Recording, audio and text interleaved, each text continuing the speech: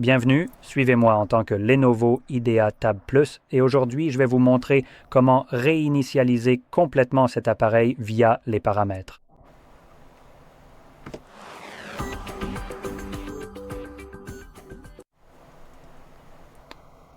Avant de passer au processus de réinitialisation proprement dit, je voudrais parler de la sauvegarde de votre appareil. Donc si cela ne vous intéresse pas, n'hésitez pas à avancer d'environ 6 ou 7 minutes. Je vais probablement parler de deux méthodes différentes pour procéder et expliquer les avantages et inconvénients de chacune. Commençons donc par ouvrir nos paramètres et ici, si vous faites défiler tout en bas, vous trouverez les paramètres généraux. Et ensuite, ici, nous devrions avoir l'option de voilà, sauvegarder maintenant notre appareil. Cette sauvegarde va être effectuée via Google. Et vous pouvez voir votre compte Google affiché juste ici. C'est sur ce compte que les données seront sauvegardées. Maintenant, c'est une option correcte si vous n'avez aucun autre moyen de sauvegarder votre appareil. Alors, pourquoi est-ce que je parle d'autres options? Et si je considère cela comme un dernier recours, c'est parce que Google, en tant que solution de sauvegarde, est absolument déplorable. Par exemple, pour les photos et vidéos, elles sont automatiquement sauvegardées sur Google Photos. Donc cela est déjà partiellement fait. Parce que cette foutue fenêtre pop-up apparaît toujours et vous harcèle constamment pour que vous sauvegardiez vos données. Et vous avez probablement déjà accepté de le faire par erreur. Ce qui veut dire que vous donnez vos photos à Google pour qu'ils puissent, vous savez, les utiliser pour entraîner leur IA. Eh bien, c'est génial.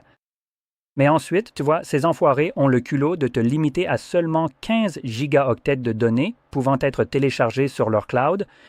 Donc ça, c'est gratuit, non? Donc si tes photos dépassent 15 gigaoctets ou n'importe quel type de données, si ça dépasse 15 gigaoctets. Alors ça va être laissé de côté, principalement ça concerne surtout les photos. Elles sont simplement laissées de côté si tu en as plus de 15 gigas. Et vous pouvez évidemment payer un supplément à Google pour étendre votre espace de stockage cloud à une capacité supérieure.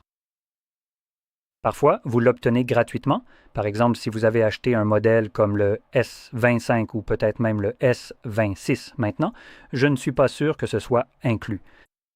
Il vous offre la possibilité d'obtenir un abonnement gratuit à un service similaire à celui de Google Pro ou à tout autre service de ce type. Il vous offre, je crois, 2 téraoctets de stockage au lieu des 15 gigaoctets. Donc, vous savez, mais cela va vous coûter, même si c'est censé être gratuit, c'est seulement 15 gigaoctets. Et en plus, cela sauvegarde des éléments comme les contacts, qui, encore une fois, sont monétisables par Google. C'est donc pour cela qu'il les télécharge. Vous donnez des infos personnelles sur autrui sans leur consentement. C'est écœurant, que ce soit légal ou normal. Historique d'appel, réglages, données OP. Maintenant, ceci est inexact. Ça ne sauvegarde rien du tout dans ce genre d'aspect. Les messages SMS et MMS, ça va, et les SIMs, maintenant, je ne sais pas comment ils sauvegardent la SIM. Si c'est une carte physique et que cette tablette ne la prend même pas en charge, mais bon, peu importe. Dans tous les cas, le pire, c'est celui-ci. Les applications et les données d'application sont maintenant mises à jour un peu moins souvent, mais les applications elles-mêmes. Si les applications viennent du Play Store, ça va, même si elles viennent de l'extérieur du Play Store aussi. C'est carrément mauvais, débrouille-toi tout seul, parce que Google ne va certainement pas te sauvegarder ça vu que tu as osé ne pas utiliser le Google Play Store. Oh, quelle atrocité commise ici, donc ça, c'est une chose. Et une autre source d'agacement ici, c'est, supposons que tu as téléchargé une application depuis le Play Store, qui vient bien de là, n'est-ce pas? Par exemple, prenons l'émulateur Yuzu. Je doute fortement qu'il soit disponible. Je ne sais même pas comment ça s'écrit, pour être tout à fait honnête. Mais voyons voir. C'est comme ça. Regarde-moi ça. Il n'y a pas d'émulateur Yuzu. Oh, quelle surprise. Donc, ce que je montrais ici, c'est une application qui, je crois, était autrefois sur le Play Store. Et comme Nintendo a découvert son existence, ils ont envoyé leur putain de frappe aérienne sur les personnes qui l'ont créée avec leur équipe juridique. Ce qui revient à les atomiser avec, des documents juridiques. À tel point que plus personne n'a vraiment envie de se frotter à Nintendo. Alors ils préfèrent simplement se coucher comme du linge et dégager, laissant Nintendo être les absolus enfoirés de l'univers avec leurs propriétés intellectuelles et leur abus flagrant de ce qu'ils considèrent comme leur vol. Comment on appelle ça? En gros, ce sont des systèmes de cryptage ou quelque chose du genre pour leur système, c'est ça? Pour Nintendo, ce que la plupart des gens, d'après ce que je sais, font en quelque sorte par rétro-ingénierie. Donc, à vrai dire, ils ne le volent pas. Ils les fabriquent eux-mêmes. Mais bon, ça n'a pas vraiment d'importance pour le tribunal et pour les personnes qui font ça. De toute évidence, ce combat n'en vaut pas la peine. Donc, dans tous les cas, cela étant expliqué, vous avez cette application, ce qui est parfaitement normal. Elle était sur le Play Store, vous l'avez sauvegardée via Google. Vous pensez être en sécurité et tranquille. Maintenant, vous essayez de restaurer cette application et là, surprise. Vous ne restaurez plus l'utilisateur parce que la sauvegarde n'a jamais été créée comme vous l'auriez pensé, comme le nom le suggère réellement. Maintenant, sauvegarder impliquerait que vous prenez ce qui est ici et que vous en créez une copie ailleurs. Mais dans ce cas, vous ne créez pas vraiment une copie, vous faites juste une sorte de petit repère. Une note pour que le processus de restauration puisse récupérer l'émulateur Yuzu depuis le Play Store. Si l'application n'existe plus sur le Play Store parce que l'équipe de Nintendo a frappé les créateurs, vous n'avez plus aucun moyen de la récupérer, même si vous pensiez l'avoir sauvegardée. Maintenant, je dois être un peu fou ici. Mais si j'ai sauvegardé quelque chose et que je n'y ai pas accès, est-ce vraiment une sauvegarde? Donc dans ce cas, comme je l'ai dit, c'est vraiment une façon pourrie de faire les choses et vous ne devriez vraiment pas faire ça du tout. Heureusement, il existe peut-être une autre façon de sauvegarder votre appareil. Vérifions rapidement s'ils ont une application pour cela, car la plupart des entreprises en ont une, mais elles l'appellent différemment. Voyons.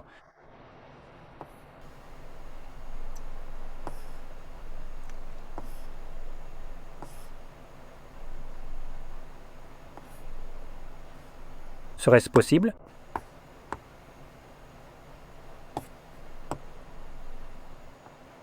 Non, il semblerait que ce ne soit pas ça. Je vais vérifier rapidement s'ils ont effectivement quelque chose.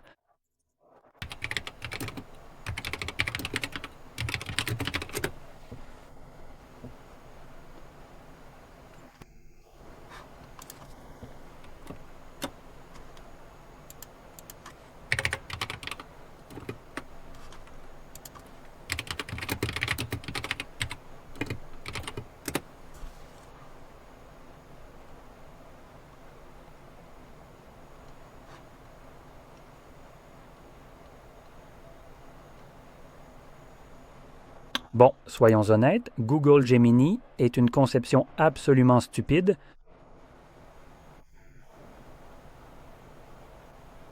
Ok, super.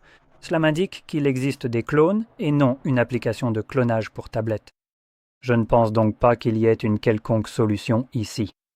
Mais cela n'a pas vraiment tant d'importance. Tout dépend de la raison pour laquelle vous créez une copie, sauvegardez votre appareil ou le réinitialisez. Donc disons-le comme ça, cette tablette n'a pas son propre programme propriétaire, qui vous permettrait de cloner les données vers un autre appareil, cet autre appareil étant généralement aussi un Lenovo, mais ce n'est pas vraiment important. Parce que, par exemple, si vous créez un clone de votre tablette ou si vous transférez des données en les migrant d'un appareil à un autre. En général, vous le faites vers un appareil plus récent, donc si ce nouvel appareil n'est pas un Lenovo, et disons que c'est un Samsung, Samsung a sa propre application, et comme vous migrez vers celui-ci, vous l'utiliseriez sur cet appareil. En fait, il s'agit de la version Samsung de ce dont je parlais que Samsung utilise. Smart Switch, et vous le téléchargez via l'application Play Store qui s'appelle Smart Switch, et ensuite, cela vous permettrait de connecter cette tablette à celle de Samsung ou même à un téléphone. Peu importe, cela n'a vraiment pas d'importance si vous faites cela sur une tablette ou un téléphone. Et ensuite, vous pouvez transférer absolument toutes les informations qui se trouvent ici, peu importe leur origine ou leur nature. Vous n'êtes pas en train de... Vous voyez, il n'y a aucune limitation inutile ici. Cela vous permet simplement de tout transférer directement et en général, c'est vraiment très pratique. Et la plupart, ou du moins un bon nombre de fabricants de téléphones, ont leur propre version de ce système. Comme je l'ai dit, Samsung a Smart Switch, Xiaomi a Mi Mover, Oppo, Vivo, OnePlus et Realme ont Clone Phone, Huawei a Phone Clone. Donc, Dans l'autre sens, et je crois que Motorola a Motomove ou quelque chose dans ce genre, vous avez donc un large choix d'options selon les différentes marques que vous pouvez utiliser. Et selon celle vers laquelle vous souhaitez migrer, ou selon la marque de tablette ou de téléphone que vous avez sous la main, vous pouvez créer une sauvegarde sur cet appareil, soit comme sauvegarde, ou simplement migrer directement dessus. Maintenant que cela est dit, ce serait la meilleure façon de gérer vos données. À mon avis, surtout si vous passez à un nouvel appareil de l'une de ces marques, ce sera sans aucun doute la meilleure solution. Et franchement, évitez Google à tout prix dans ce cas, car vous avez une bien meilleure option. Comme je l'ai dit, si vous ne le faites pas, si vous avez aussi un Lenovo, il semble qu'ils n'aient pas leurs propres applications. Vous seriez un peu dans la panade et vous devriez probablement utiliser Google, ce qui ne constituerait probablement pas une sauvegarde complète dans tous les cas. Et maintenant que tout cela est expliqué, et tout ça, nous pouvons passer à la suite. Donc, retournons dans nos paramètres et nous allons revenir là où nous avions l'option de sauvegarde. Je vais simplement revenir à la page principale des paramètres généraux et juste en dessous de sauvegarde, nous avons les options de réinitialisation et ici, vous sélectionnez Effacer toutes les données, réinitialisation d'usine et la liste des données à supprimer s'affichera. Cela inclut vos comptes Google. Rassurez-vous, ils ne seront pas supprimés mais simplement déconnectés de cet appareil. Vous pourrez vous y reconnecter ici ou ailleurs une fois la réinitialisation terminée. Citons ensuite données système et d'appli, applications, musique, photos et données utilisateurs. Le plus important étant les données utilisateurs car elles sont généralement propres à vous, mais cela aussi. Cela ne devrait pas vraiment poser problème puisque nous devrions déjà avoir créé une sauvegarde de nos données. Donc dans ce cas, nous allons simplement choisir d'effacer toutes les données. Si vous avez un type de verrouillage d'écran, confirmez-le ici. Dernier message, effacez toutes les données. Vos données et applis seront supprimées. Action irréversible. Sélectionnez Effacer toutes les données. Et cela va se concentrer. Et maintenant, cela va commencer à réinitialiser votre tablette, ce qui prendra environ 1 à 2 minutes. Je vais garder ma main ici dans le champ. Juste parce que je vais y aller, la caméra a du mal à faire la mise au point s'il n'y a rien à l'écran. Mais de toute façon, je vais laisser tourner et revenir. Une fois que le processus sera terminé,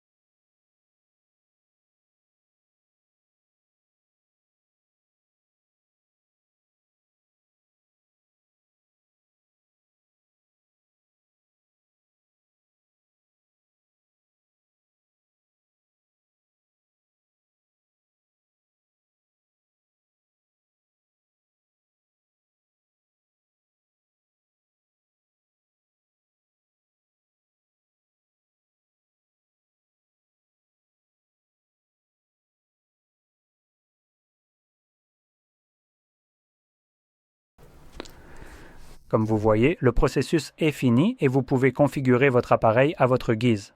Si cela vous a été utile, likez, abonnez-vous et merci d'avoir regardé.